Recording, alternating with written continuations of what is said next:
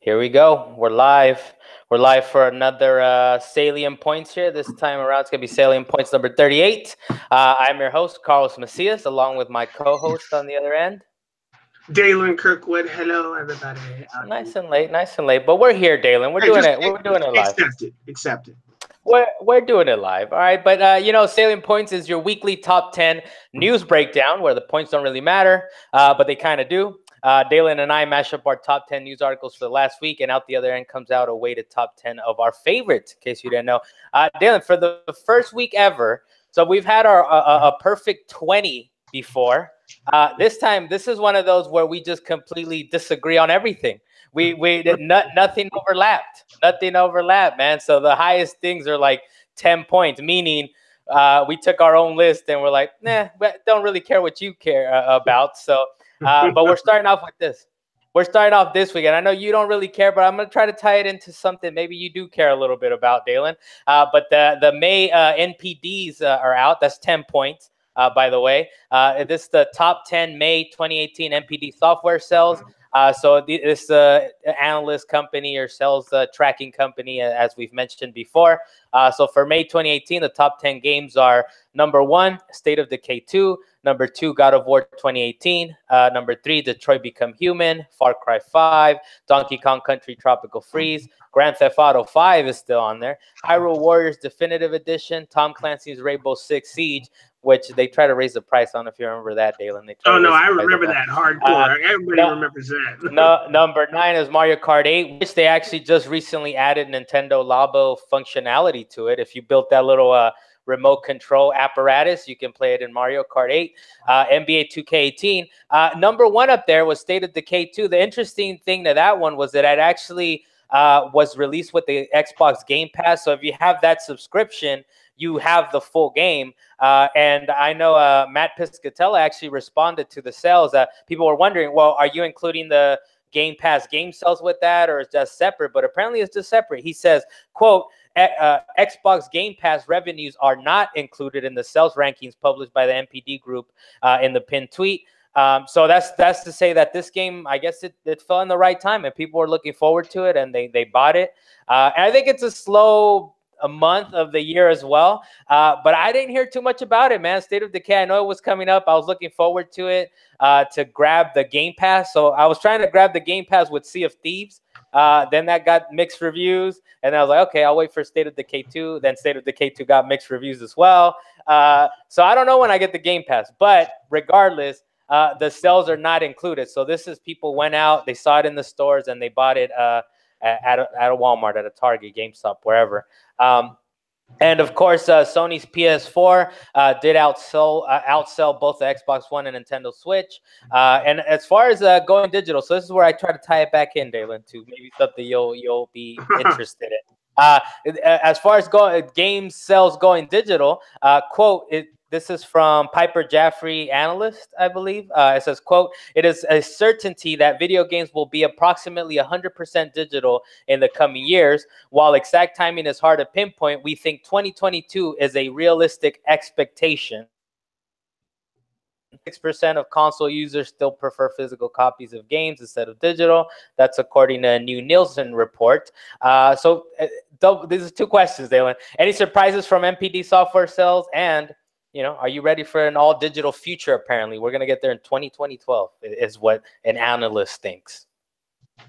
Okay, so for the list being surprising in all, my surprising one on that list, actually, the list in itself is not surprising because these are all very good games. But the one that actually surprised me, because it's been out for a minute, is Mario Kart 8. That was the one that really surprised me. The one that's really been out for a while is Grand Theft Auto 5, man. That one's not going anywhere. That was not going anywhere. It's Grand Theft Auto 5. People are coming and going as they please. They're buying the game, losing the game, rebuying the game. You know what? We didn't include it on the list this time, but apparently even Take-Two is surprised by how well Grand Theft Auto 5 has continued to sell. So it's kind of crazy, man. It's usually Nintendo is the only evergreen company that, they call it evergreen. Like, try to find a Mario Kart 8 discounted copy or a Grand Theft Auto 5 discounted copy. you basically got to buy them at full price or what's considered full price years later, right? Maybe like $40 or something. But these things, like, they're evergreen. And even Take-Two is like, wait, hold up. Did we Nintendo this? Did we manage to Nintendo this? I would say yes. Yes, they did for Grand Theft Auto 5. But as for your other statement of analysts saying that every game is going to probably go digital in 2022, I'm not 100% sure about that. We're probably leaning towards that direction very quickly.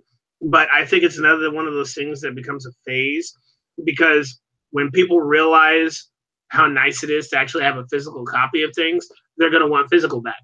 And that's just, that'll eventually be a thing. I mean, well, it's a convenience thing, right? I mean, it's right now. I mean, it's a convenience thing. Like, physical is a little more convenient. Our internet isn't up to speed, and we've talked about it before. And I mean, one of the indicators, I know what you're saying, right? That people will miss the physical aspect of it. But one of the things that we're not, one of the like surefire signals, signs that we could tell that it's like this, we're going digital, is GameStop, man. And I know what's not on our list, so I'll mention it real quick. But GameStop is looking for a buyout, man. It's looking for someone to buy that company and repurpose it or something, right? So it can stay relevant and stay alive. And it's like, if GameStop isn't around, that means physical is kind of going away. You don't think?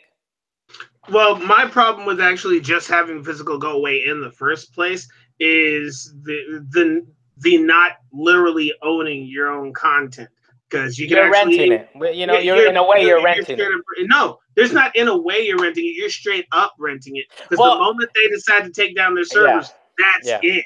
See, the companies have been good with us, right? In recent times, where they're like, all right, they'll try to accommodate, right? If it's from PS3 to PS4 or something like that, they'll try to accommodate and say, like, fine, if you bought it on PS3, it's still yours on PS4 or whatever it is, right? But yes, we are renting it. We are renting it in a sense. They've just been good to us. Well, the second thing is the fact that they have, even though, yes, we're going towards digital, there's still a lot of games that aren't put on these stores, because there are a lot of games that people will look for that don't show up at all. I mean, I could just give you an example. It's more so about legacy systems, but there's a whole bunch of PS2 games that are not on that PS2 list for the PS4. Even for PlayStation Now. The same thing goes for the PlayStation 1 games. Same thing goes for the Xbox One games, if you try to actually look for those.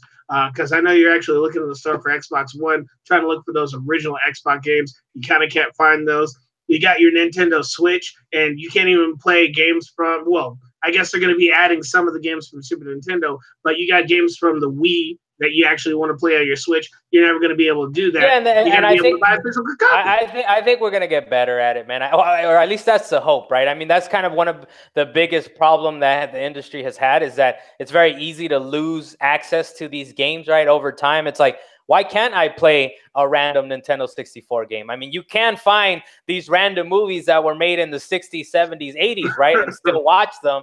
But as far as video games are concerned, and this is why there's a lot of guys out there, they're on Twitter, they're on the internet, that they're actually trying to create a way to keep these games historically, right? To have them in a museum or something like that. But we should be able to enjoy them without having to go to a museum, right? Without having to, like, someone made the effort to keep them around. So in that respect, away from what the market is, I get what you're saying, and that's part of some of it lost. But honestly, when we get our internet is fast enough, when everything's on the cloud, when we're like, you know what, why would I ever download anything or hold? Because games are gonna get big, man. They're gonna get fat. PHAT fat. They're gonna be like, you're talking about 4K HDR next generation. Carlos, I mean, they already are. They're putting I know, but a game that they do into a movie. Well, we're complaining. No, but I'm talking about just the download. I mean, if you get a movie might be 5 gigs, 6 gigs for 4K or something, right? Oh, a video game. Yeah, I'm talking about the size of a video game, the production and all that. Yeah, maybe it could be relatively compared, right? As far as what they put into it. But I'm just talking about to get into your door, into your house, Dalan. Into your door, into your system. We're already at like 50, 60 gigabytes, man. What happens when we get to 250, 300 gigabytes? So I think and we're going to talk about it a little bit more with PlayStation Now. But I think it's going to get to a point where it's like, here's a client. It's like a 10 megabyte client or whatever it is. And then we'll stream the rest of the game. But our internet has to be good enough, man. And everybody's internet has to be good enough. It's kind of what was happening with Resident Evil 7 on the Switch, right? Where you're downloading like a 20 megabyte client and you're like, all right, stream the rest. So we'll see. But as far as this is concerned, as far as like the history and you being able to have a library and all that, we're going digital, man. I mean, 2022, I don't know if it's as soon as 2022, but you know, we'll be getting close. We'll definitely be getting closer and closer to that, especially well, how about this? Get bigger. Where's my true hoverboard? That little thing on wheels don't count. That's a whole separate thing, then. But see, even when I try to rein the conversation, it's like maybe Dalan will be interested. You still go off on a different adventure. So this is one of the most, I would say maybe one of the most controversial top 10s because there was no overlap. What's up? Okay. What's next for you, Dalan? Last thing I do want to say to it, the reason why I ended up breaking up my statement of Back to the Future is because we're already expecting things to actually happen in the near future. We pretty much know that's not going to happen. We could expect it, but it never happens that way. Dalan, what's your next thing? Come on. Right, of course it doesn't happen. It's a prediction. They're just like, by this time we can predict it. Other than that, actually, you know what? The top 10, I looked at the top 10. It's good to see God of War there. Detroit Become Human. I played it. I platinumed it. I finally it takes forever to platinum that game, especially since it's an interactive story where you got to go back and go multiple chapters to change one thing. Like 20 chapters later, it's a little annoying, but I did platinum, so I'm pretty proud of myself. As far as State of Decay, it got mixed reviews, but I guess people like it, man. And it goes to show you how big the industry is that me and you didn't talk about it at all. And we probably still won't. And we still won't. And it was a number one game. Over right now. And it was a number one NPD game for the last month. And it's not even, and it's apart from the subscription thing from Game Pass that is in a way free, right? It's not free. It's with asterisks, it's free. But even without that, it was still a best-selling game, right? So it's kind of like one of those things, like that's how big the industry is, that even the number one selling game as far as physical copies on consoles is concerned, we didn't even talk about it. And this might be the last time we mention it, unless it does some breakthrough thing or PUBG is complaining about it and now it blows up in its face and now it's bigger than it, i.e. Fortnite. What do you got there? All right. State of Decay 3. But secondly, we have on our list is with 10 points, because of course we had separate lists pretty much entirely. Fortnite is getting a big update. Speaking of the fact that, you have those games that are just really big and we don't really talk about them, this quite possibly is the biggest game out there, and now it's getting a new story campaign. Of course, with this campaign that's coming out, it's called Canny Valley, and they're also getting a new desert biome. Honestly, I'm not actually 100% sure what that is, but the first act's going to be released shortly after their version 5.0 patch. Epic wants to create a variety of save the world missions, new enemy types. Specifically, they're focusing on two enemy types called their variants of a shielder and a zapper. Carlos, I don't know how much you actually played Fortnite, but I honestly don't know what any of these things are. Now, the whole reason Why did you put it on there? Why did you put this reason, the whole reason I brought up this story is because of the tweet that was actually sent out at Antitrop. Fortnite is to the point where there was a video screen on the gas pump telling me about the game while I was filling up my car today. Fortnite is too big. Why is it? It's as big as it needs to be. How about this? It's as big as PUBG put it up there to be, right? When they complained about it, it's like, look at this guy copying us, and we're part of their engine, and they're cheating, and blah blah blah. This comes back to PUBG, man, and the fact that they mentioned them in the first place. So at my 10 points, it's not, my story is not specifically about the fact that they're getting that big update. Good for Fortnite. They're creating more story because they focused on their multiplayer mode for the longest time. They realized, hey, we need a campaign so we can actually do something by ourselves and have a little fun, get a little story in our brain. That way we can go back out and kill people for whatever reason. But the fact is that it's just gotten so big that it's just everywhere. And it's actually kind of frustrating that this Fortnite fever is spreading into everything, and it's Oh pretty man, much going to be spreading into the things that we're going to be talking about yeah. lower I've down heard, the list. there's a guy, Jeff Kanata. He's on Twitter. He has his own podcast too. I think it's called DLC. And I was listening to him talk earlier on the podcast, and he was saying like, "This is like Pac-Man fever. This is Pac-Man fever. Even older people are getting into it. The kids are into it, and as girls, boys, it doesn't matter, man. They're playing Fortnite. It goes so big. I don't know if I mentioned this last week, but it's so big that I was watching the NBA draft last week, Dalan, and so these guys are 18, 19-year-olds getting into the NBA. One of those guys had Fortnite stitched into the inner, the liner of his jacket. Goodness. And he opened it up and said Fortnite in the middle. It's like these are athletes, right? These are quote unquote true athletes when you compare them to athletes or whatever. And this guy, inside the stitching of his jacket, it says Fortnite. So I think it's as big as it needs to be, and it's good and it's fine. We don't have to play it necessarily, but it's good that this is one of those things where it just makes the gaming industry bigger. You know what I was mentioning earlier about State of Decay, we do not even play that. It's sort of maybe PUBG survival game. I don't know what it is. And it was the #1 game. It was the #1 sold game. So it's good that the industry is as big as it can be, and I'm just glad to see it. I'm glad to see that it's as big as it is, man. This actually reminds me, a couple of months ago, I actually saw a Skyrider over in Santa Monica, over the beach. One of the planes decided to actually write Fortnite forever in the sky. Very appropriate, and I'm pretty sure it has. If you ask the Navy guy or whatever, he's like zero training value. So. So next up, quickly touch point on that one. I appreciate it. I appreciate that you threw in some hard facts in there. There's like I want to talk about this tweet, but let me throw some hard facts in there. So I approve.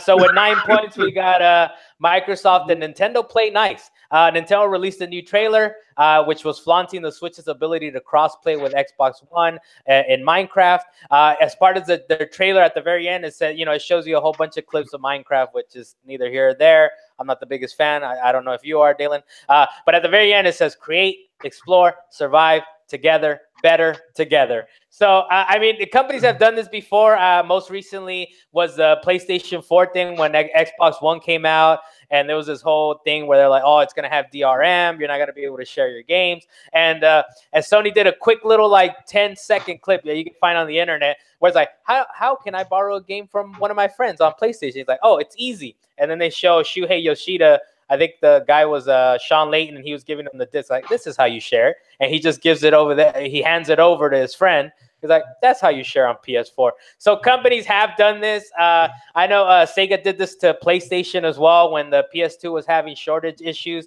They put a redheaded kid on the side of a truck trailer and said, it's like, oh, we are sorry. We apologize, or no, we're sorry for your PS2 hardware shortages. And I don't know if you've seen that one, Dalan, about the hardware. That was way back in 2000 or something. No, I did see that. I do remember that. Versus PS2. So I don't know about you, Dan, but do you appreciate this not so gentle jab at the recent PS4? Oh, no, I was just about to say it's a direct jab at PS4. Oh, yeah. That's what I was about to say. So if you didn't say it, I was going to say it. Oh, it's very direct, man. It's like, you guys are dealing with stuff. Check us out. We got crossplay. We don't care. We're doing it. And they decided to collude against PS4 just so they could actually get more stuff going. But the fact that it had to be Minecraft, I was like, that's ugly. I didn't really play Minecraft, and I know people out there destroying other people's worlds. Now that they're going to be able to play online together, cross-play, they're just going to start destroying their own world. That's it. This is going to happen. They're just going to build it and destroy it as quickly as possible. It's just Minecraft. People play however they want, right? But just to me, I like it. I like these jabs, and they're swinging up, right? Like, what does Sony do, right? The only thing they can do is they can take a step back. It's like, all right, we'll allow you to unlink it. You know what? The more I hear about it in the last week, I was kind of like, you know what? Whatever. These are closed systems. These are closed online systems. But it's one of those things where you think about it, it's like it really is holding your account hostage, right? Because it's basically you just link in, and it's like, oh, you can't play it on Switch anymore. You can't unlink it. You can't nothing. You just gotta.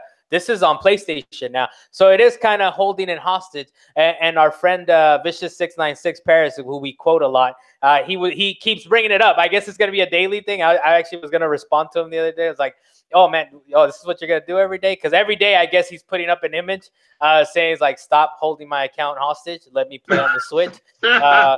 Well, it's we talked about it last week. It's PS4 is the king of the hill right now.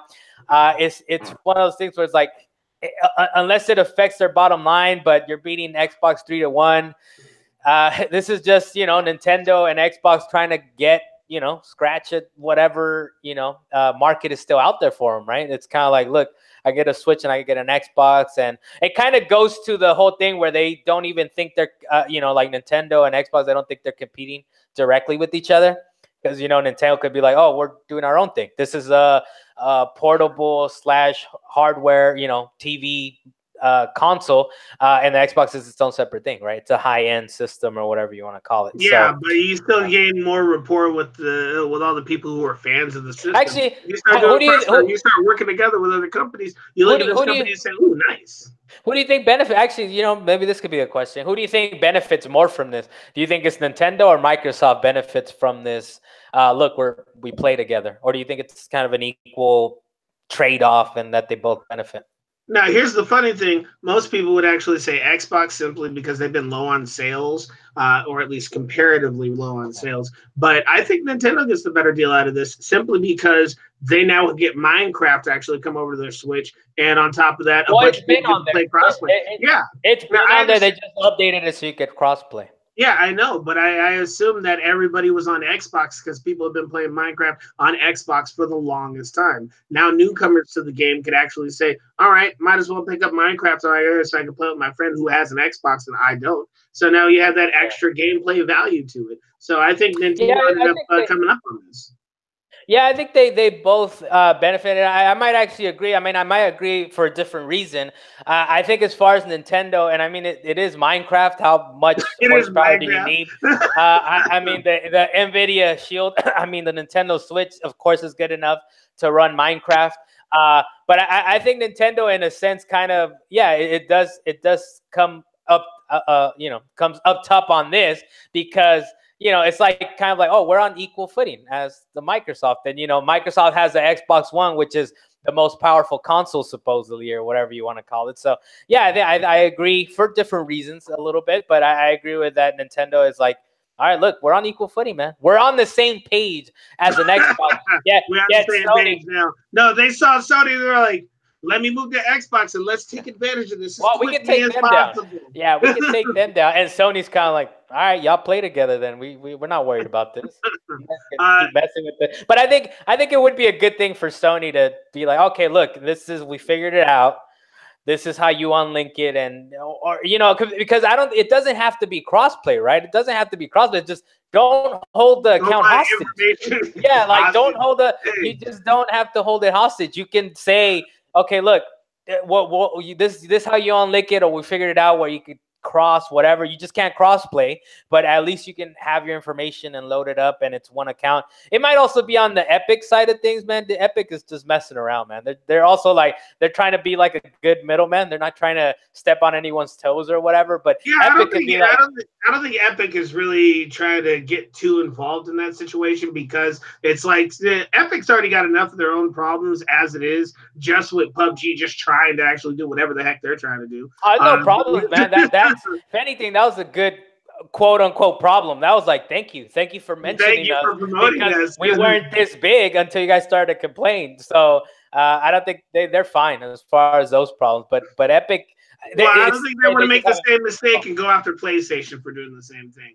Yeah, maybe. Yeah, maybe they're like, you know what? We're not stepping on any toes. That's how it works on Sony's, and we don't have any controls. Like, yes, you do. There's actually called EA Origin. There's called Ubisoft Play. They're very crappy. I almost cussed. They're very crappy systems, but those are systems where across the board, right? Ubisoft, when you sign into Assassin's Creed Origins or whatever it is, they have an overarching system that goes across all their games. So yes, Epic, you can create a system where like, okay, we're going to don't link to anything. This is our own Epic server thing or whatever. You make your Epic account and you can use it on every system. But you say this, they don't want to step on any toes. You say this, but you actually make me wonder whether or not Epic actually knew that PlayStation was going to do this with the accounts. When they first decided to release it on the PlayStation. Like, did PlayStation let them know this? Or did PlayStation sneak that clause into their wording as they actually said, all right, bring Fortnite to our PlayStation for free? Whether they knew it or not, I would They did appreciate it. people. I would appreciate that people on the internet can understand that Epic has some fault, and they're just trying to look like the good guy and not say anything about it, right? I'll All say right. that. How about that? How All right. about Well, that? I'll put it that way. with all this, we got very far away from the original story that we were talking I about. feel like we But went in the correct directions, and we'll we bring went it on a back. tangent. We just kept going. But the one thing I actually do want to mention in this, because you actually ended up bringing it up earlier, and it actually goes back to one of our points earlier, being that with video games all going digital, two other things that you definitely can't do if it all goes digital is you can't share, for sure. That's going to be an issue. You just can't share games. That was one of the things that people enjoy doing, is taking that physical game that you're no longer playing, and that friend that you have, or cousin or brother or father, whatever it is, that has never played the game but wants to play the game but doesn't have the money to buy the game, you can't give it to them anymore. And then the other thing is you can't give gifts. Because what are you going to do? Buy a PlayStation card or buy an Xbox card and say, "Here, go buy your own game"? You give cards, man. I mean, you give cards. Yeah, but it's fine. not the It'll be all same as right. getting that game you always wanted. I mean, yeah, you can pick up the money and go get a game, but you might as well just hand the person cash at this point. So You went back like 2 topics or 3 yeah, topics. I know. I said that. We Like got I talk said, about tangents. What's I the said next thing? back to the earlier points. That's what I said. What's But the on to next the thing? next point. 9 points. The BioWare did confirm that raids exist in Anthem. This actually happened across their subreddit Discord platform, where Ben from BioWare, he stated that I'm super excited to share what we have planned for raids, but that's one of our no talkie lists at the moment. Yeah. But the reason I ended up deciding to bring this up at such a high point is what our friend that we actually shout out to every so often, Paris, Vicious696, he actually put a thing up for a tweet stating that he was actually concerned that BioWare has had this huge lack of end game information when the game is only 8 months away, because you would actually try and figure out whether or not the game is good, whether or not you actually want it at launch. And do you think it's actually a good strategy as of right now to not give out much information when one of the biggest things that you have going for you is possibly the in-game content? Yeah, I mean, it's one of the things Paris has mentioned before on his Twitter, is that, yeah, you do want to talk about end game content. It's one of the things that kind of held back Division from being like the best it could be, or as far as having interest in it, right? I mean, even when we were playing it, I was like, Dalan, what's the raid? And it's like, there's no raid. There's a thing called Excursion, that's sort of like the raid, but it's not the raid. So I think there's a lot of red flags popping up for Anthem, unfortunately. One of them, yes, is one of these things that, I mean, even the Dove's like, oh, it's on our no talkie list. He even made it real cute, right? On our no talkie list. And the game is like 8 months away, man. It's out in February. So it's like, you guys got to say something, right? And I understand, as far as for a game, is like, you have to, like, you want to build up the emotion or the excitement for it, like, closer to launch, right? But at the same time, it's like, man, this is one of those games you want us to dedicate serious time to. But it is one of those red flags where, like, well, where's the raid? Where's the end game content? Like, is it really ready for February? Just even based on the things they've shown, it looks good, of course, but a vertical slice, man, everybody can polish it up, and that's actually what it's called, Dalan. It's actually I like the fact that you decided to use it. But anybody can decide that it's like, all right, this little 5-minute, 10-minute gameplay clip, we're gonna make it as good as possible. But yeah, I mean, they gotta say something. They gotta be like, all right, this is the end game content. This is how it works. And it's launching before Division, and I mean, it's only a month, right? But Division 2 is already like, hey, we got your raids, we got this, we got that. Is 8-man raids. Like, they're pumped. They're getting us ready to go in there in March, and Anthem's is a month prior.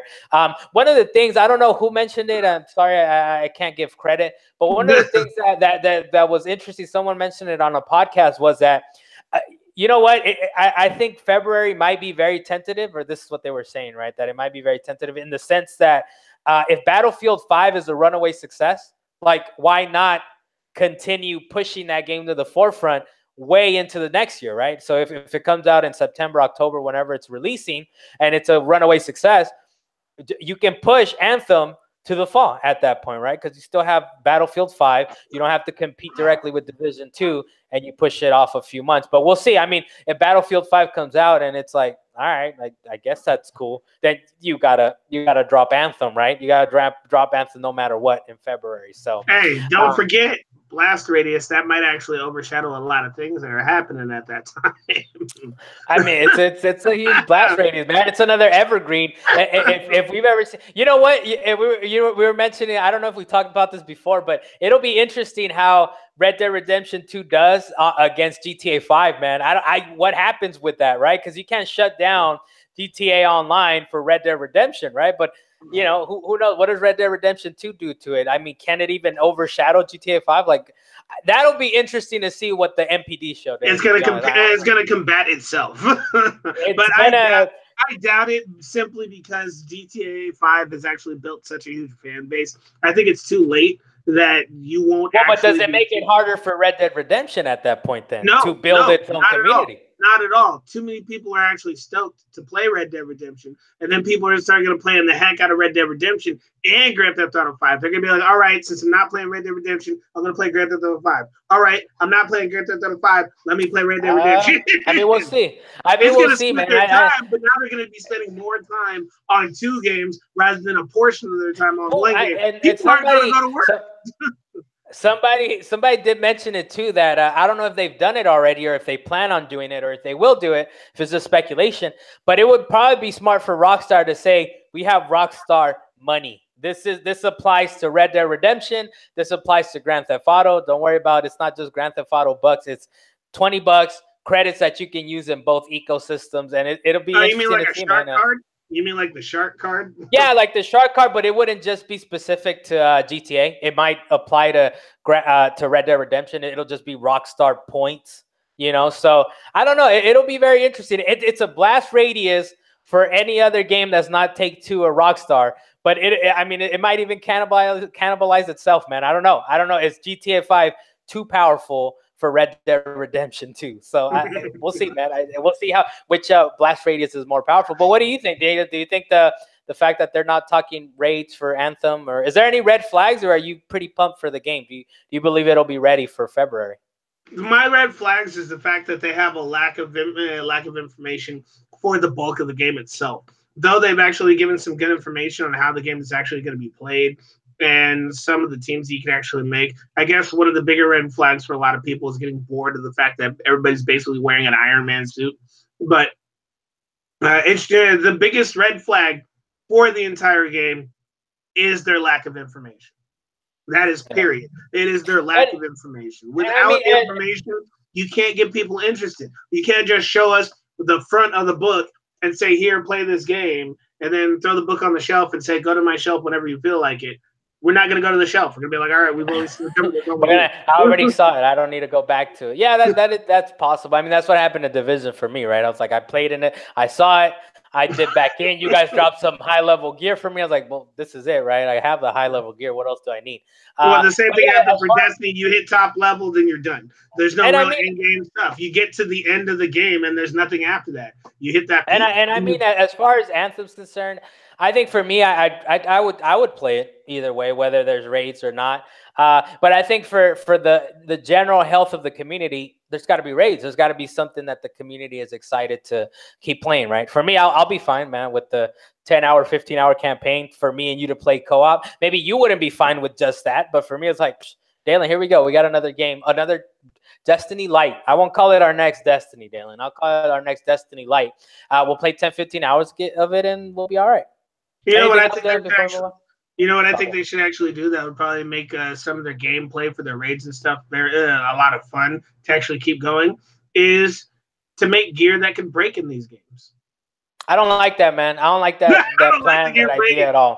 What does that? Zelda did it, right? Breath of the Wild did it last. Breath of the Wild and a lot of what was it? Oh man, they made three of those games. There's plenty of games. But what's it? Dark Souls. Yeah. I'm not down. With that, Dalan, the next thing on our list with 8 points, PlayStation Now is supposed to be allowing downloads in the near future. It seems like Sony has taken a page from Microsoft's Game Pass and will allow to download some of the service's titles to your hard drive starting in September 2018. It should alleviate some of the worries, and we talked about it before a little bit.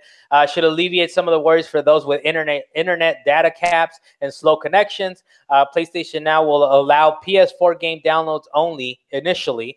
Dalan, if you can download these games off of PlayStation Now, you don't just have to. The only option is not just streaming. Would you consider subscribing to it now that you'd be able to kind of download like you can with Game Pass?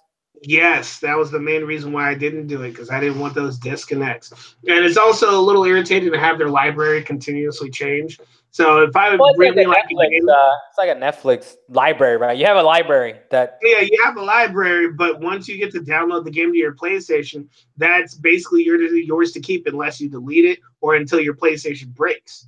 Even if they change the library, I would assume that they let you keep it on your PlayStation instead of just letting the license go. I don't know. That'd be. I'm not sure exactly, because with PlayStation Plus and Xbox Gold, those are, you have them forever as long as you have your subscription active. But I don't know if with Game Pass it's like you just lose access after the games are out of rotation. Yeah, if it's not out of rotation, do you get to keep the game? I don't even know if that was a question posed to them. You seem real confused about this, and you have an Xbox One, and I think you have a Game Pass. No, I don't have the Game Pass, man. Like, I was gonna get it with Sea of Thieves, and then got mixed reviews. I'm like, nah, I'll pass.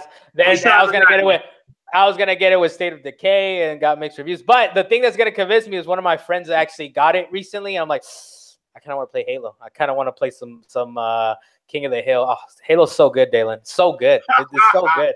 So I've considered it, but that's something. Yeah, and for next time, we got to investigate that, or I investigate it, you investigate it, whatever it is. But it'll be like a Netflix subscription, right? I don't know. Maybe you do keep it. Hopefully, that's the case, that you do keep it as long as you downloaded it within that period or whatever. But yeah, I mean, it really is what it needs, right? And I think it took a page out of Game Pass. And I was like, well, those guys are doing it. But I mean, the interesting thing here is that it's going to be only PlayStation 4 games, which kind of it makes you think on, or gives you some insight onto to how PlayStation Now works, where PlayStation 4 games are obviously running off of the hardware that they have, but PS3 and PS2 games are emulators that are not necessarily available on the PlayStation 4. So I think that's why they're still need to figure that out, right? Because I would think maybe that's actually what I really wanted, is those PS3 games that I could be able to download on my PS4. Yeah. See, so PS4 games, I mean, great, but I could just buy those anytime. Well, yeah, but what I'm saying is I maybe they haven't figured out the solution as to how to have that emulator sit on your hard drive, right? Like, so with PlayStation Now, what's happening, I'm not sure, but I would think it's either running off of PCs that are emulating it there, or it's actually, I don't know, somehow running off of a PS2 hard drive, or not hard drive, but hardware that's very specific to make it streamable to your console. Whereas, PS4, well, you have a PS4, you have the hardware there. You just got to download the title. But PS3 and PS2 games, it'll be interesting to see if they're able to figure that out. Because on Xbox, the games have been downloadable forever, right? On 360, you were able to download OG Xbox games. For Xbox 360, you were able to download these games as well. And it's things that Xbox has been actively working on, their backwards compatibility, where you just throw in your disc and obviously it's going to work, right? But we'll see if Sony can figure it out. But at the very least, they're going in a direction that's like, all right, I might want to consider PlayStation now that I can download them and it's not subject to how good my connection is at the time. And your connection, for example, Dalan, is terrible. So don't ever try to stream any games off of your connection. I've streamed games off my connection. It turns out to be just fine. It's terrible, man. I mean, say that to my rank in Rocket League when your lag is like 200 or 225 or whatever nonsense. Hey, it's not like your internet didn't cut out on us. All right, so anyways. It's fine, man. My internet's fine. But you ask me to download a game, I'll have it for you like that. And yours is like, hold on, guys. Come back to me in 3 days and see if I downloaded this 2 gigabytes.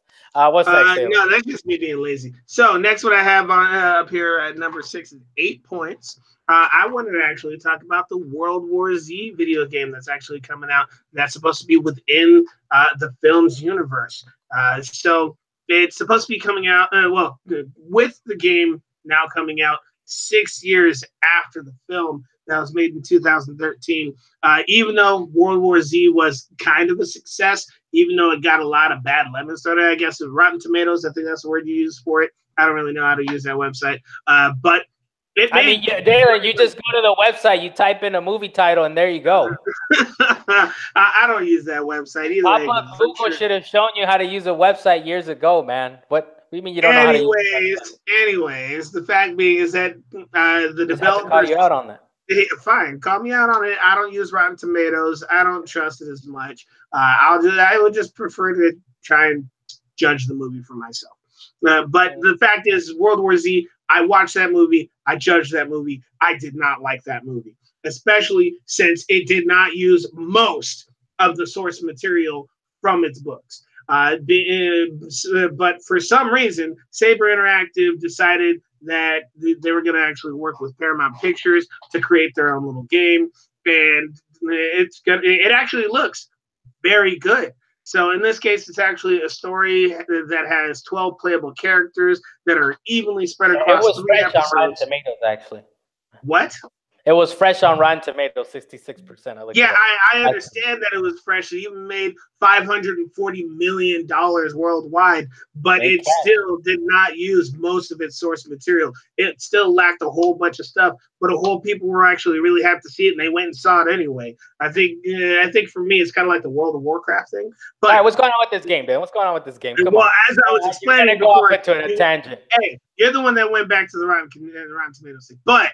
The fact being is that there's a story that has 12 playable characters that are spread across 3 episodes. They're actually building these stories without having to synchronize them between the 2 movies. Because if you didn't know, Carlos, they're actually making a second World War Z movie that's just been in limbo for the longest time. Don't know and don't care, actually. I think the don't care part is more important. The don't care part. Yeah. But what you will care about is I wish you would actually watch the video for this if you hadn't seen the video, or for anybody that hasn't seen the video.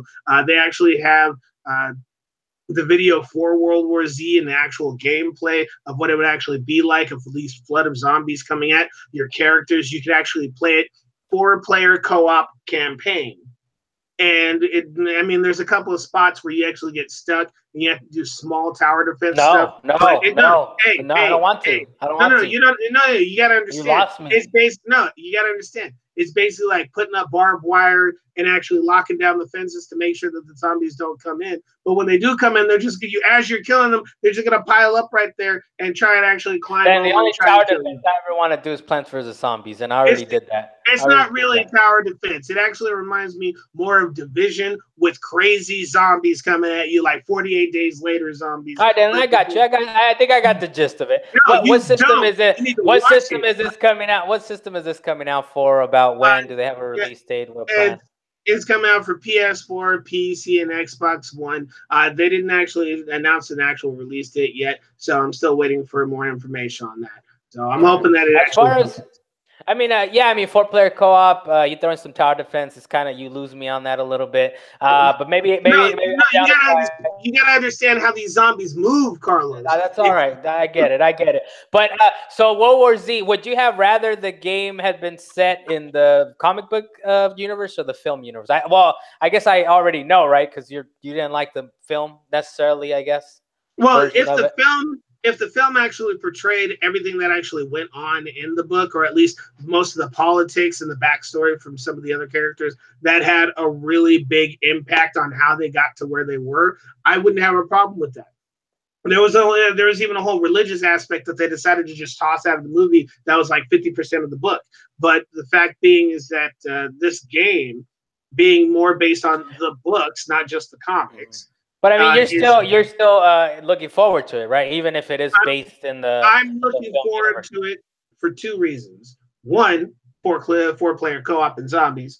I mean, people love zombies anyway, but this is just the World War Z zombies they actually built properly. And then 2, they actually built stories to where you're not actually bored about one story. You don't just focus on one character. You have multiple stories. I think I actually mentioned this before when I was talking about, I think it was Black Ops that was doing like little chapters or something like that with one of their characters. And I was wondering if they were going to do multiple characters.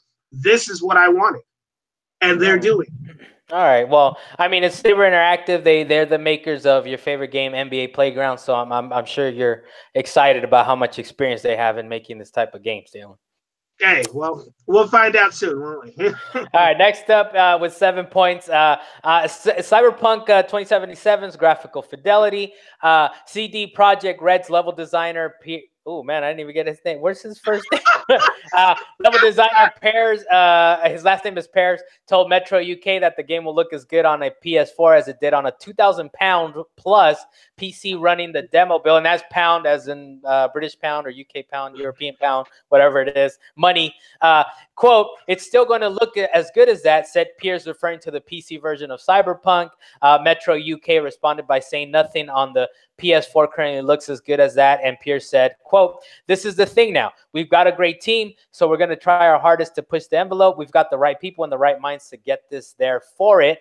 So they're basically saying that, you know, the PS4 version, and I'm assuming the Xbox One version, it's going to look as good as the PC version of Cyberpunk.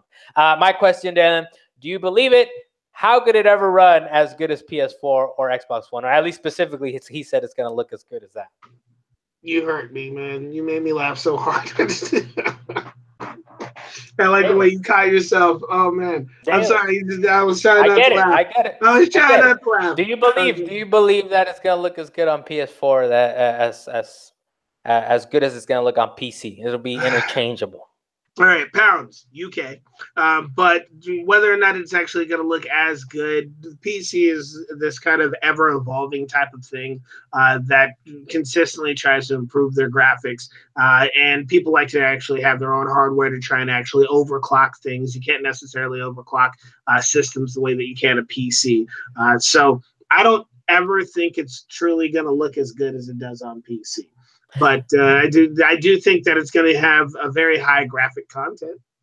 Dalan, it'll look as good as it does on PC. You know why? It's going to run at 15 frames per second, apparently. So you said 50 or 15? 15. It'll run at 15 frames per second. That's how they'll make it look like that. I don't know, man. I think as long as you optimize a game, it could look close. I mean, if you look at Doom and compared to the PC version. Close. You said close. That's the thing. It'll never. Yeah, no. I get it, but it's of course it's kind of funny that the developer is kind of like it's the level designer, right? He's like, oh, it's gonna look as good as that. I mean, we'll see. It might look as good as that, but on the PC it'll run at 60 frames per second, while on console it'll run at 30 frames. On console, it'll run at that. So we'll see. I mean, you can optimize a game to be as good as it's gonna run, but. I mean, I doubt it. I mean, we've seen it. Like I said, Doom is pretty close to what it runs on PC, and that thing's at 60 frames per second, man. It's buttery smooth on PS4. So we'll see. Do I believe it? I mean, I think they'll get close. I think even if they actually manage to make it look as good, it's like I don't want to play that version. Make it look a little crappier and run smoother, and I'll be good. Stop over promising, unless. Because people are already thinking this is going to be one of those cross-generation titles where it'll run on your PS4. It'll run on your Xbox One. But guess what? The PS5 version and the Xbox One 2 version or whatever they're going to it's going to run like the PC version. So we'll see. I don't necessarily believe them. I want to believe them. I mean, they're the ones with hands-on, right? But we'll see. I mean, 2 or 3 years from now when that game actually launches, we'll see how it looks. But I'll believe it if it's going to run like at 5 frames per second. That's exactly what you're waiting for is that high frameage per second.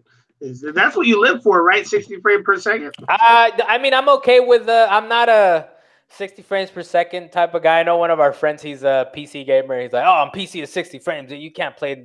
You can. It's fine. You can play a game at 30 frames per second. It just has to be built that way. It has to be built to kind of, make the most out of this 30 frames, and there's a couple of games that do it.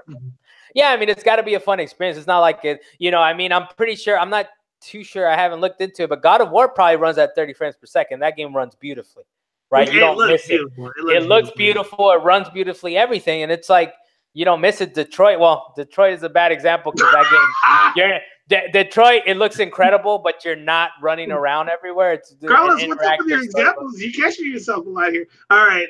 Well, what do you mean? I want to be honest, man. What do you? I'm trying to be honest. It's not catching myself. It's like, you know what? That's not that good example. Let's be honest. Let's be honest with ourselves. But as far as consoles, man, I mean, as long as the game feels right and it feels okay, and it's like it's fine. I don't, I know people like to get real uppity. It's like PC is a master. It's like that's fine. I mean, it took you $5,000 to build that PC, but that's fine. Enjoy your 60 frames. People out there getting uppity, man.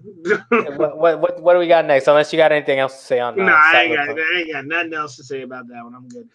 But the next one I have on our list at number 8 is at 7 points because, again, separate list. We're still high on the numbers. Rocket League is getting a new Rocket Pass coming this summer. Me and Carlos have actually been hitting up Rocket League pretty hard recently. He's over here complaining that I'm dropping his rank, and he just needs to go harder. It's because you're lagging. It's because your lag is hard. Whatever you do not care.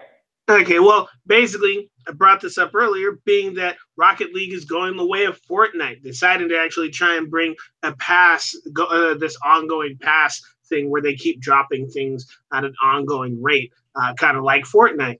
Being that it offers rewards that will unlock automatically, including customization options, in-game titles, player banners, and for you, Carlos, decryptors. I need those, man. I need my ice goal animation. I need it. So for the free Rocket Pass, they will actually start to drop these things as time goes on, and you'll actually have to gain experience in order to actually get these items. So with the premium pass, there's a premium pass now that's $10.99 for the premium package. I'm not sure if that's actually $10.99 or $9.99. Sorry, $9.99, $10 US dollars.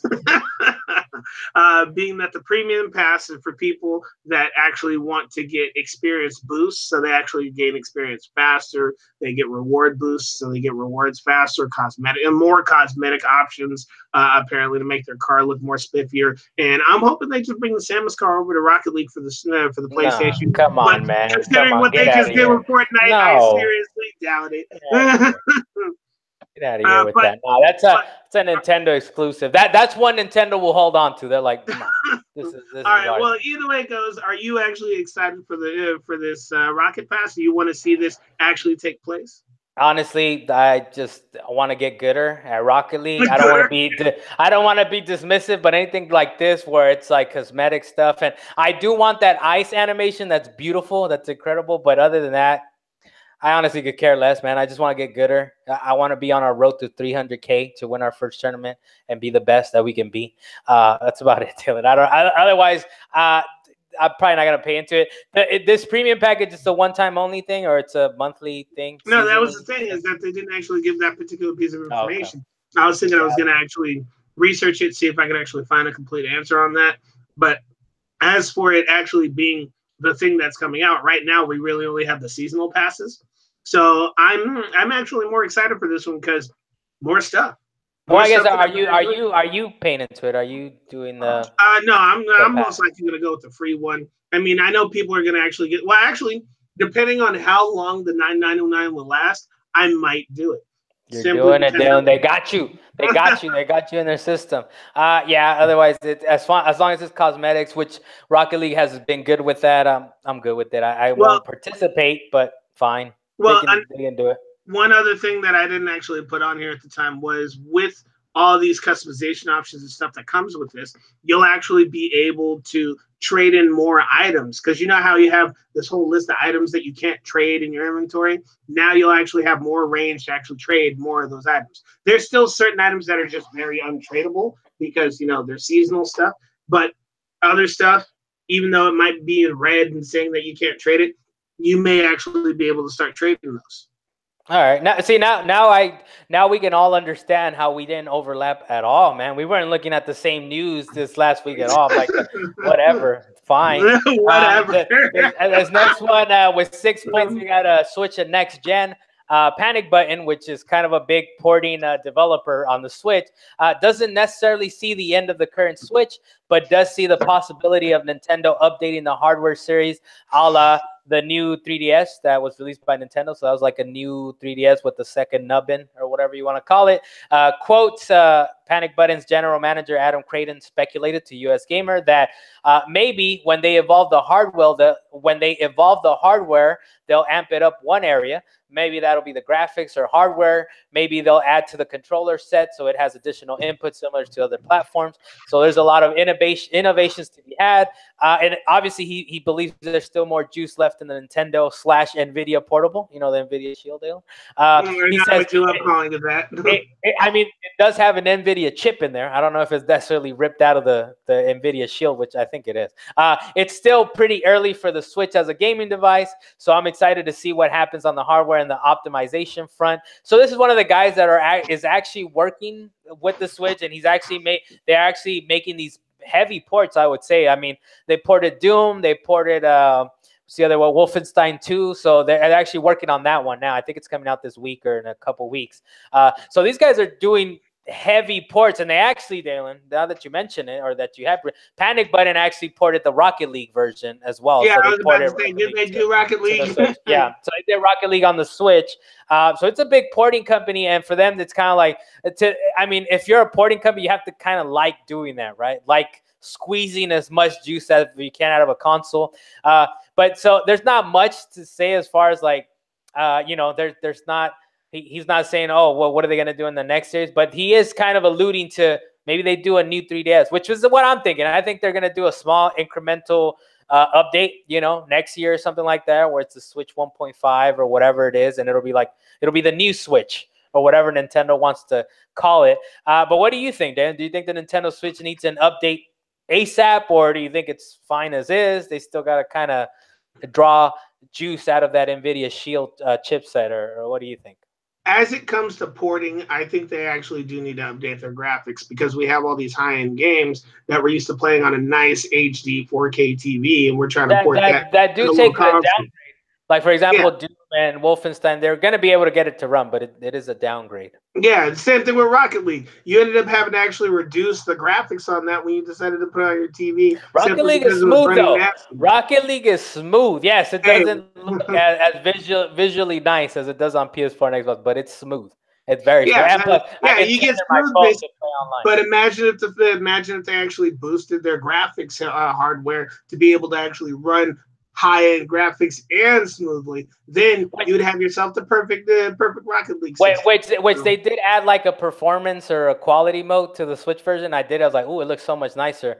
But no, I'm going back to my smoothness. The frames dropped terribly. The frames were dropping left and right. Which you do get used to. You do get used to kind of when you play on consoles, you kind of get used to it. It's like, all right, everything's 30 FPS, right? Even if you don't know it, right? Even if you don't know that you could be playing 60 FPS on a PC or whatever, it's like you're just used to it. So eventually I was getting used to it, but I was like, nah, it's just not smooth enough. Well, I'll tell you one thing that they definitely need to do is, after the whole hacking issue, they need to just get a new version of the Switch out. So hardware-wise, that is a concern. That is a concern, man. And I didn't read too much on it, and it didn't make our list. But apparently they're like doing something with the carts, right? Where Nintendo's like not publishing certain type of cards. I know people get upset if you call them cartridges or whatever it is. They want you to call them cards. All right, Dalan, the Switch cards. They're miniature cartridges. I'm sorry, Internet. If you get mad at me calling those things cartridges, you're gonna have to deal with it. I've actually dealt with those cartridges since Game Boy Advance. Yeah, but honestly, they have a point, but it's a nitpicky thing, right? But I think honestly, it's what you were saying. I think for sure they're gonna, if they do update it, it's gonna be on a what do you call it? 2.2 sword, whatever it is, right? It's gonna be two things that they're gonna do. What are you talking about? That's what I'm saying, man. I got to it eventually. They're gonna do two different things. They're going to update the system to kind of up the graphics a little bit, right? And still make it compatible with all 1.0 stuff. And they got to do something about that piracy that at some point is going to run rampant. And they're going to be like, this is how you do it on your Switch. Don't connect to the internet. This is how you pirate all the games you ever want. So, I mean, our podcast, Dalan, that got the biggest hits, we got like 800 views or something, which to us, we're a little outfit. Even calling it an outfit, what we're doing is kind of crazy. But we're a really tiny outfit that we do get review codes and stuff, so we're getting somewhere. our biggest thing, 800 views, was the fact that we put Nintendo Permanent Hack in the title. So it's kind of like one of those things like, okay, something will go wrong eventually, and everybody will find out how to hack, the crap out of the Switch, and they're going to have to update it. But they need to try and fix it at least a little bit now. That's what I'm saying. I think next year, man. I think next year we'll see a new Switch, Switch 1.5. I don't know, whatever they call it, right? Or they might even update it. Well, right now they're just trying to push the Switch in every console in everybody's home, or one console in everybody's home over in Japan, selling it without any extra stuff, just the console and the joint. They might even do something where, I know they did it for the DS. I think they was having some piracy issues, and I think part of the reason the DSi came out was that they were trying to resolve some of that. So it might not even be like Switch 2, 2.0, new Switch. It'll just be like Switch I or Switch something, right? To differentiate it from the fact that it's basically the same Switch with an extra feature here and there, and the internals, we mess with them so you can't pirate it as hard. Because it was really like, it really is apparently like the hardware is not an easy fix. It's part of the whole NVIDIA thing, that's just how they made their chip, and it's supposed to be kind of open, and that's why people are able to hack it. But don't do it. Don't break your system. Don't do it. Don't break your system. Buy it. Just go buy it. All right. So anything else, Dalan? Anything else as far as that's concerned? No, I said my piece on that. All right. So what we have here next at 6 points, being that I actually found this interesting, that Atari has showed up with egg on its face, as it was actually labeled on one of these publishing websites. I think it was Variety that I saw them. But Atari accused the tech publication The Register of making trollish claims about the upcoming Atari VCS console. Just to actually break down very easily, the COO, Michael Arts, had actually done an interview with The Register, and apparently The Register decided to actually record this. And I don't know if Michael Arts knew that it was even actually being recorded, because after The Register actually posted their thing, basically saying that Atari gave answers that were very vague and unsatisfactory, Atari turned around and put up on their Facebook page, and I'm going to read this one verbatim for you. Our executive sat with that reporter for half an hour, and he wrote what he wanted instead of what was discussed with him. Sadly, there are even irresponsible trolls in professional positions, I guess. He basically said fake news, sad. He basically said fake news, sad. We said something, they said something else. The Register responded and said, oh, wait up. They posted the entire audio interview that they had, backing up everything that they said. So Atari's sitting there going, oh no! I just sit back. Wait, hold on, hold the phone. No, I think you were saying, like, I don't know if they knew that they were being recorded. I think they had to, man. I mean, when you do these type of interviews, you bring a recorder with you. I think it's ridiculous that Atari's like the whole Atari VCS thing, man. I think we've talked about it a little bit before, and you seemed excited for it, right? Yeah, I was actually don't be, David. Don't be. This is just the latest example of don't be at all excited about this nonsense. Whatever they're working on, it's half a retro console, it's half current console, it's half we don't know what we're doing. We don't even know the interviews we give. We don't know when we're recording. Carlos, I realize it's half an idea. I realize that, all right? They're like, that was supposed to be out in December last year, I think. That was supposed to be out like a couple months ago. So with this actually happening, the publishers that are seeing that this happened with this interview are like, wait, Atari's not wanting to give answers, and then they're attacking the media for not giving the answers that they're asking? Very simple questions. All right, I don't know if we should really still be funding these people, even though they're like, what, $2.2 million right now at being funded on one of these websites. I don't know how much, I don't know how much it's going to slow down their build of money to be able to actually create this system. But whoever has an inkling of excitement over this thing, just quit, man. Just it's vaporware. If you gave the money, sorry, that money's gone. Don't expect to see any return. Don't get any more invested. then you have to. At this point, it's like this thing. It's just ridiculous, man. And then they came. I think this is one of the things we talked about before was that they don't even have an official controller to this thing. They're like, just plug in whatever you want. Fine, it'll work. It'll be fine. Well, it's like, and now they have 2 official controllers for the thing. But at the time, yeah, they're slowly rolling out information on this thing. And at this point in the stage of the development, they're just like, we're not ready to tell you guys yet, so we're going to be as vague as possible. They're busting an Anthem on us, and we don't know how well that's going to go. So we'll see what happens with this system. Hopefully, it turns out to actually be a good system, because I'm just a fan of Atari in itself. I want them to make a comeback the same way I want Sega to make a comeback. I mean, I don't know if it's going to happen properly. You can be a fan, you can whatever, Dale, but just don't hurt yourself being excited about this thing. It's doomed to fail. It's doomed to fail. All right, so that was the last thing on our list, and like always, we do have one more thing that didn't make the list, and basically the whole thing was one more thing, Dale, because we didn't overlap at all. But on this next one, I have for my one more thing for this week's episode is Microsoft and Xbox One VR. It's official. Microsoft has decided to abandon plans to add VR functionality to Xbox One. Mike Nichols, who is Microsoft's chief marketing officer for gaming, told GameIndustry.biz that the company doesn't have, quote, any plans specific to Xbox One consoles, or they don't have any plans to bring VR to the Xbox One consoles.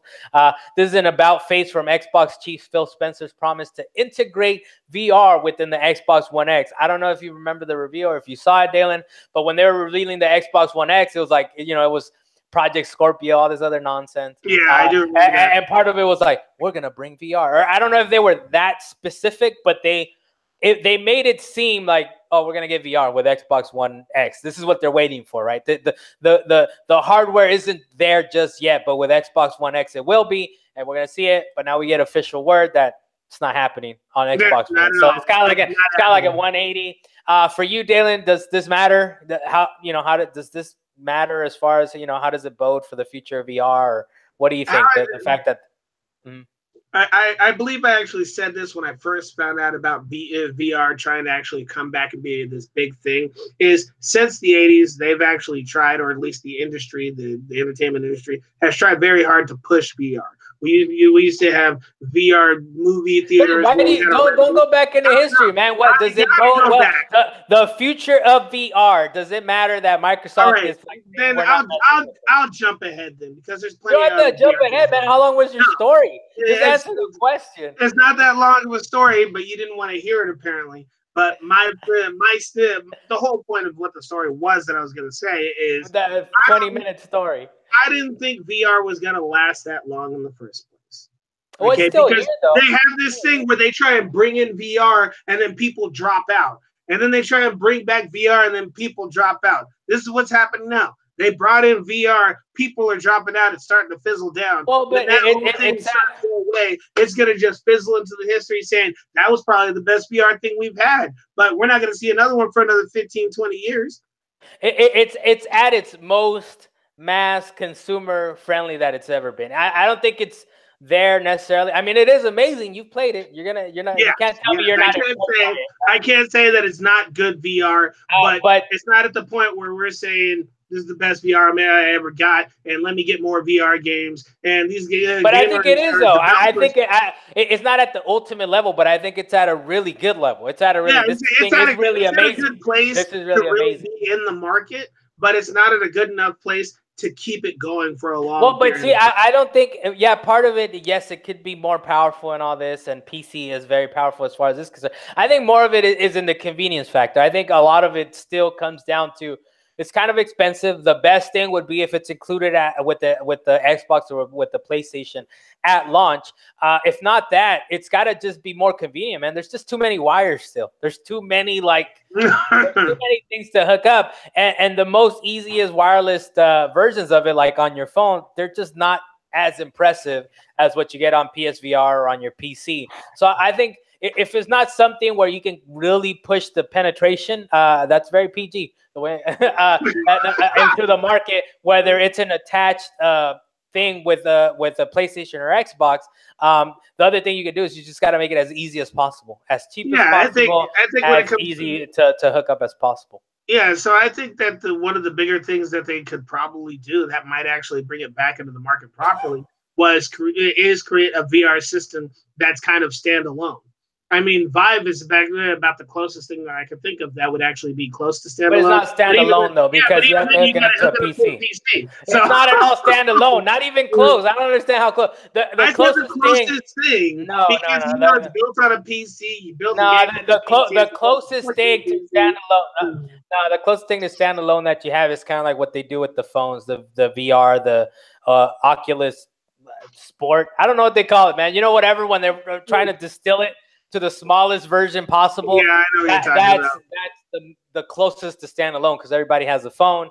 I mean, you still need a specific phone for it, but that's You the need closest to whatever the standalone. gyro on it in order to be able to use it. I know exactly what you're talking about. Yeah, All so right, that's the closest to standalone. I mean, Oculus VR or HCC or whatever. Nah, man, you need a PC. You need an expensive PC. But as for your original question, going back to that one more time, being that with Microsoft dropping their need for a VR on the Xbox, I think at some point they realized now is just not the time. Maybe they'll do it with their next system, but as of right now, if they try and drop a VR on the Microsoft Xbox or Xbox One right now, it's not going to get as much popularity as the PlayStation or the Vive has already gotten. That's like PUBG trying to join the game after. And I mean, and part of it is Microsoft has had their own little initiative. They had AR going on, or they had the HoloLens or whatever it was. So they had their own initiative. Like they kind of bet they made their bet, I guess you could say, with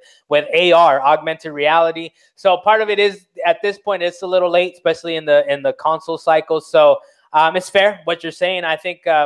I think it's like to them, it's like, well, it's kind of late right now. We're just gonna wait till the Xbox One 2 or Xbox 2 or whatever it is to what do really you think fully they're gonna call jump that into thing? it. What do you think they're gonna call that thing? I honestly, you know what? It'll be like Battlefield 1 where they went back to 5. So what do we got? We got OG Xbox. We're gonna call it the Xbox 2. We're gonna call it the Xbox 4, man. It's gonna be the Xbox 2. There's no Xbox 2. They're gonna call it the Xbox 2. They're gonna go Xbox 4, man. I can already see it because they had the OG Xbox was 1, 360 was 2, Xbox One was 3. So the next one's Xbox 4, man. They're gonna pull a Battlefield 5 and just go back from 1 to 5 or 1 to 4. All right. But you know, as far just really quick, Dalan, as far as VR, it's one of those things where Microsoft is kind of risk averse in this sense where they don't even want to jump into VR. They really haven't done a portable. You know, Sony has been like, we're gonna do a portable. We're gonna copy the Wii controllers with the Move.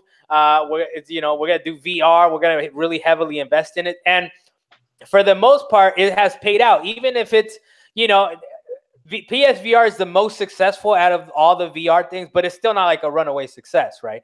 But I think it still gives people that have a PlayStation 4, that idea that they have a superior system, or they have a quote unquote complete system where they can be like, well, I could do VR with this, man, or I can hook up with my Vita. I know that's kind of long and gone, right? But I get a sense that people probably feel like the PS4 is a complete system just for the fact that they do have this option, even if they don't have it.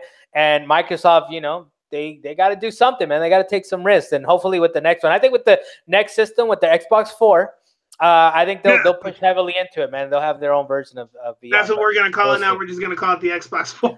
Xbox 4. They straight up Battlefield 1 to 5 this thing. So what's your thing? All right. So my one extra thing will be our last topic for the night. I think we're cutting out a little bit here. No, I got you. Okay. Last topic for the night being that. I like this guy's name, so I'm going to try to say it as best as I can. And I think we've actually talked about this before, Carlos, being that Take-Two CEO scoffs at the idea of single-player games going away. So the CEO, Strauss Zelnick, I think you got it. That's how I'm going to say it, thinks writing off single-player games is, at best, premature. And I'm thinking this, especially with the upcoming release of Red Dead Redemption 2, as we like to call it now, Blast Radius.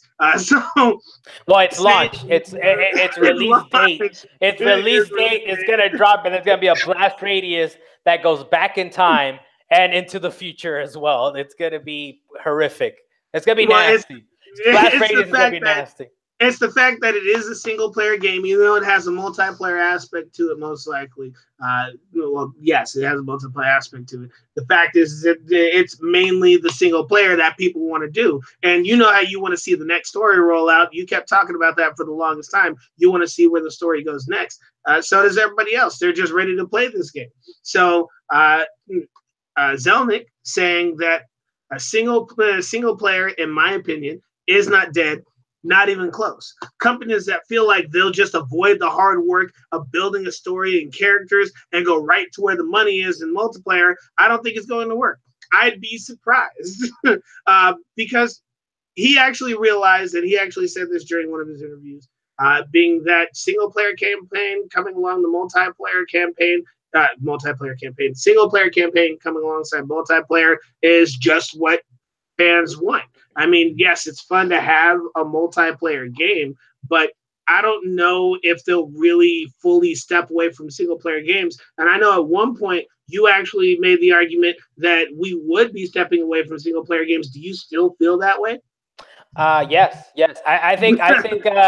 I mean, it's cool that Selnick says this thing, but he is running the same company that is Grand Theft Auto 5 that is still in the MPDs years later. So you can say that from your ivory tower, and I don't think it's an unfair thing. I don't think it's a bad thing what he's saying, but it's easy to say when you're running like the most successful franchises in the world, right?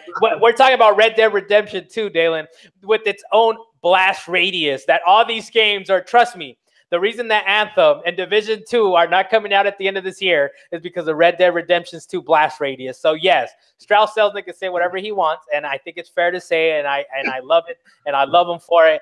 But it's not every company, man. Not every company can drop $500 million to make GTA 5 or Red Dead Redemption 2. But yes, I mean, it's kind of unfair in the way for him to say that, you know, they're just trying to avoid the work of building a story, because it's like, dude, we have like a $20 million budget or $50 million or $70 million. We don't have a GTA 5 budget. We don't have a Red Dead Redemption budget. So I think, but you know, a big test for this will be Call of Duty, man. When Call of Duty drops this year, this is one of the biggest games. And honestly, I think one of the things, you know, it's not having a single player campaign, right? It's going to be basically just multiplayer. So I think that's really going to be a big test for the market, right? But it's one of those things where like that game is basically multiplayer, right? People open it up. They're just trying to jump in there. And I think part of that game was that it's not that they don't have the money, is that something happened. Something happened where they started working on the game. They started working on the game, on the campaign, and they just couldn't make a good campaign, man. And it got to a point where like, you know what, this Battle Royale is kind of popular. Have you seen Fortnite? Have you seen Fortnite's numbers? But my thing about it is that when he talks about not putting the work into it, there are still companies that will really put the work into it. And the biggest example that I could give you right now is Naughty Dog. Just period. Well, yeah, but Naughty Dog is in the same position. Naughty Dog is in the same position as Grand Theft Auto and Red Dead Redemption, where it's like these are big, these are big games. Sorry, I was dropping an F-bomb.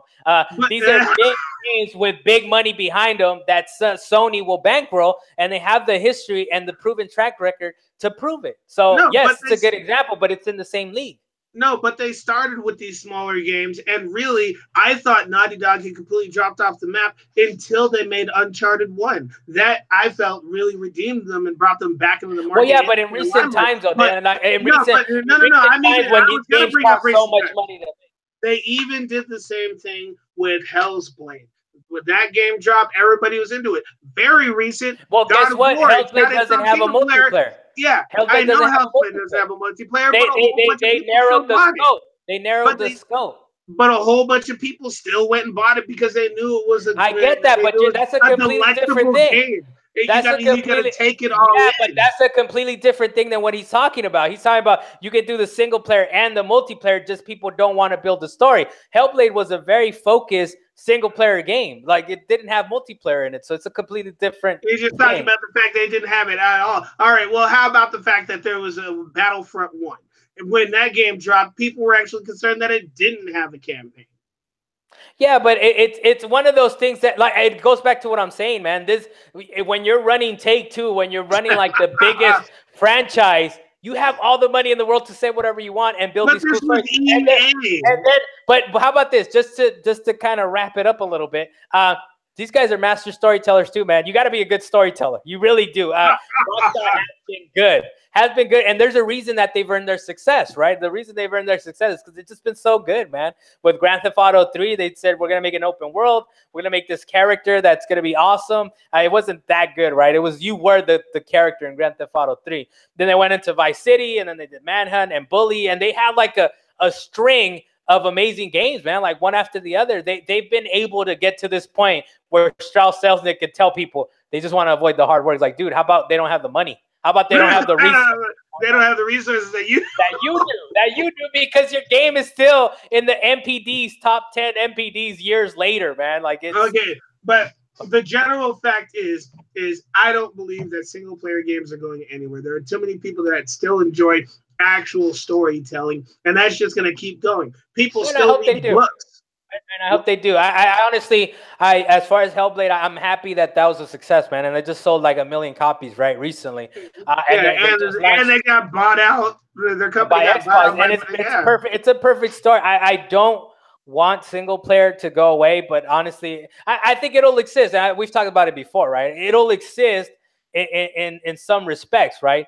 The big companies like Take-Two and EA and Activision and Sony that can bankroll these stories, like Naughty Dog's Last of Us and Uncharted, those will exist, but those will be few and far between. We're likely going to get more focused games, whether they're multiplayer or single player, right? We'll either get single player like Hellblade.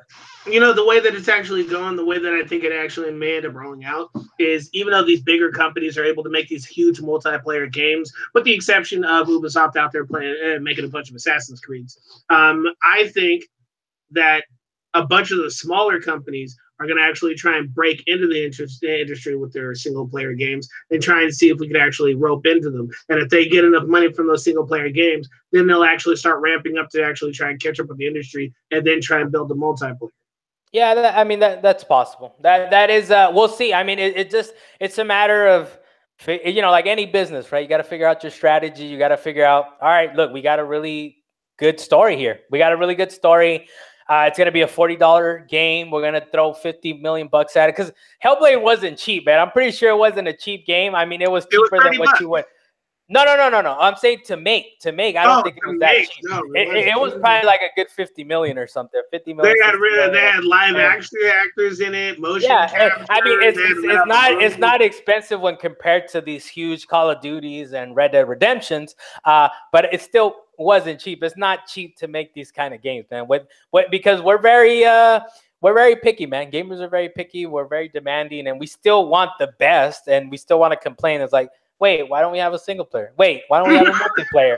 So in the sense, we want both at all times. But I think, you know, if the question was, will it go away? I think it'll just evolve. I think it'll evolve. But again, I go back to it's very easy for Strauss Selznick to say. You're like, but ask for Mr. Zelnick over there. Where he has this very profitable company. Yeah, where he has this Nintendo war chest that, you know, it'll take them into like generations into the future, right? They'll outlive any other company, basically. You know, it's very easy for him to say. But with that, Salient points number 38. We got into it, Dalan. We didn't agree with any of their top 10s. They didn't overlap at all. I'm Carlos Macias. You can find me at Do Say Clean on Twitter. Dalan, where can they find you? Have they shut down your video yet? No, they haven't shut down my video. I'm glad you're actually so excited about the fact that we had something to argue about in this particular case. But if you want to find me or watch my video that he just promoted, and I appreciate it, over at CloudNet, there's 2 over on YouTube. You can find Dalan Kirkwood there. I'm down to actually respond to anybody if you want to ask questions or anything like that. Thank you very much. That thing, Dalan, that thing needs to get copyrighted strike, man. That's when you've made it. When you've made it is when YouTube comes knocking at your door. It's like, you got to take that down. Enough is enough. We've seen enough. Yeah, all right, man. I'm going to stop this broadcast. See you guys later.